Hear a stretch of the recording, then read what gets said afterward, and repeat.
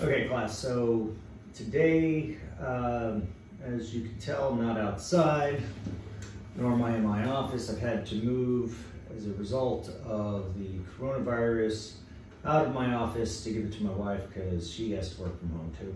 So I have moved all of my stuff into the bunker, otherwise known as the bathroom, or at least part of the bathroom. And here is where I will set up and do my production of our classroom videos.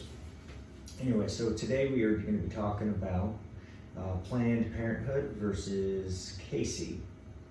Now, Casey was the governor of Pennsylvania, and while he was there, there was a bill that became a law that put some requirements on the abortion industry, and Planned Parenthood and other abortion advocates believed that this put undue burden on women who were trying to obtain abortions. That is, it was there to get in the way to prevent abortions. Now, the truth is, it was, and I don't have a problem with that because I believe abortion is immoral, and I don't believe that it should be legal. Now, of course, Casey did not make abortion illegal in the state of Pennsylvania, but what it did do is it put restrictions on the physicians who were providing abortions. And some of these provisions, these things that they had to go through, were specifically geared to help a woman change her mind from having an abortion. And some of them were very I like the motives of them, so I'm going to read the motive according to the bill. So our focus today is not going to be necessarily on the court case, but on the bill, the law, that actually set off this storm that upset the abortion industry. So I'm going to read to you the motive from the bill. I'll also upload it for you guys to read yourselves. It says, "It is the intention of the General Assembly of the Commonwealth of Pennsylvania to protect hereby the life and health of the woman subject to abortion and to protect the life and health of the child subject to abortion. It is further the intention of the General Assembly to foster the development of standards of professional conducts in a critical area of medical practice, to provide for development of statistical data, and to protect the right of the minor woman voluntarily to decide to submit to abortion or to carry out her child to term.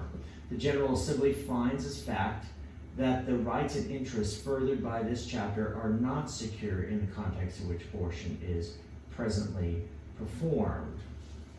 And so you can see that just in the bill itself, they presuppose that a woman is pregnant with a child. They don't refer to that which with a woman is pregnant as a fetus.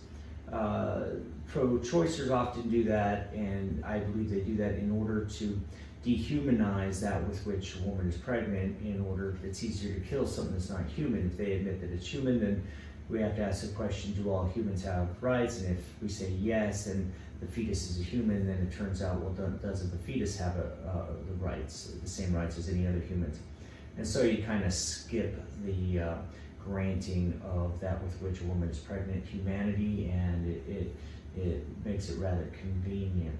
Anyway, so this law presupposes that women are pregnant with humans, and so there is an interest in protecting the rights of those humans, even in the face of legalized abortion. And so one of the things that the law requires is what's called informed consent.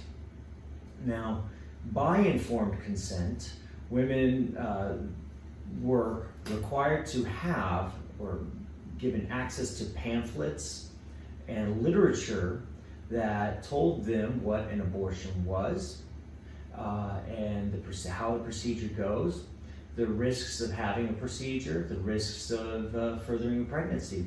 It also gave them resources in case they wanted to continue with the pregnancy, as to how they could go about getting health care for them, prenatal health care and postnatal health care for their child.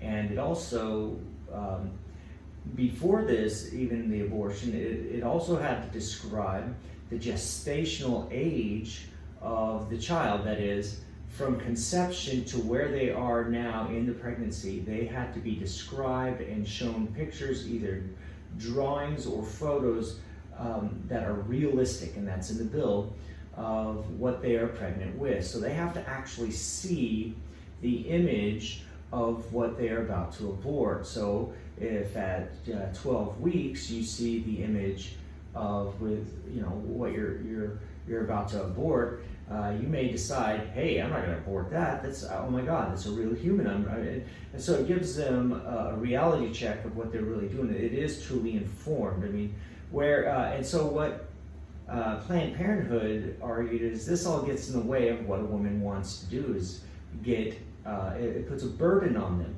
Well, yeah, of course, your conscience is going to do that. So I'm going to defend the bill. I think it was a good bill. It further required, and this is where it gets interesting, it also required that if a woman who was pregnant under the age of 18, she actually had to have an adult, not just any adult, but a parent or a guardian, give consent for them to have this abortion. And this would prevent 15-year-olds from going in and getting pregnant by their boyfriend, or even rape, or prostitutes often are younger and they get brought in by, say, their pimps or whatnot, and they go to get abortions and they're underage. Now, it's interesting though, you cannot get a wart removed at a doctor's office without parental consent.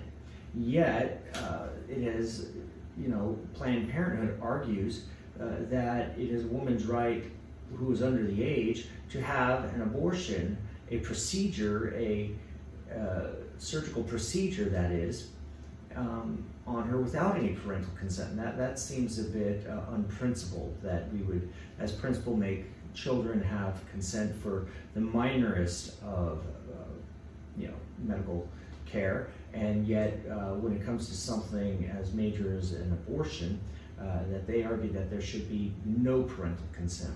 Well, anyways, this bill put into law that was the case. You needed parental consent. If you didn't have parents, you had a guardian. If you were emancipated, that is, you're younger, then you can make your own decision.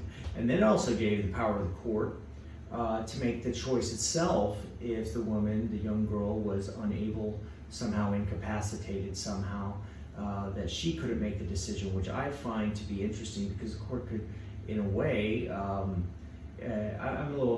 assume that the court can give permission here, grant permission, but I can't say that the court can force it, because part of the law is that parents or anybody else for that matter, husbands, cannot force a woman to have an abortion. And so that was part of the remedy there, is that there were parents bringing their children in to have abortions too, and that happens all the time. So one other thing that seemed very controversial, especially in the face of women's rights, is that they required spousal notification. That is, the husband was required to be notified that his wife was going to have an abortion. That, in other words, she was going to abort his child. So it gives some sense of parental rights to the father. Moreover, it also gives parental duties to the father, this bill, if the woman decided to have the baby. And that's even if he wanted her to have the abortion and she decides, well, I'm going to have the baby anyway. That he actually is on the hook for liability to raise the child financially, at least. And so she could seek some kind of financial remedy, even if, say, they're not living together, they're divorced or whatnot, or never were married in the first place. So another thing is that there are addendums to this, of course. So if, you don't have to tell the husband if he's going to kill you. If you tell him, and that's written in the law, or in danger. When it comes to parental consent, if it's the result of incest by the father, then obviously the father, his consent is nullified, and the mother could be brought in for that one. But nonetheless, the idea was this, that out of all of these, Planned Parenthood argued that these place undue burden on women who are seeking abortions because they are all hurdles over which they must overcome. And so it's an undue burden, and it was the purpose of which is to get in the way of what Planned Parenthood calls a fundamental right of abortion.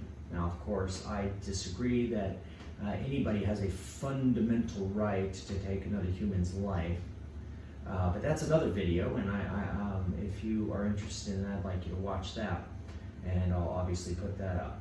Now, if you, as a class, I'm going to put up the case, and I'm going to put up the bill. The bill is great reading, okay, because it actually is much better than any instructional video or literature you're going to read on the case, because it's generally from the point of view of Planned Parenthood. So I think if you read the case or the bill, it's pretty interesting, and it's a good read. So anyway, with that being said, I'll let you go.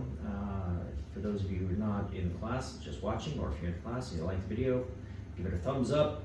I'm love to have you subscribe to the channel so that anytime I put up other videos, I'd love to have you. And with that, you have a great day.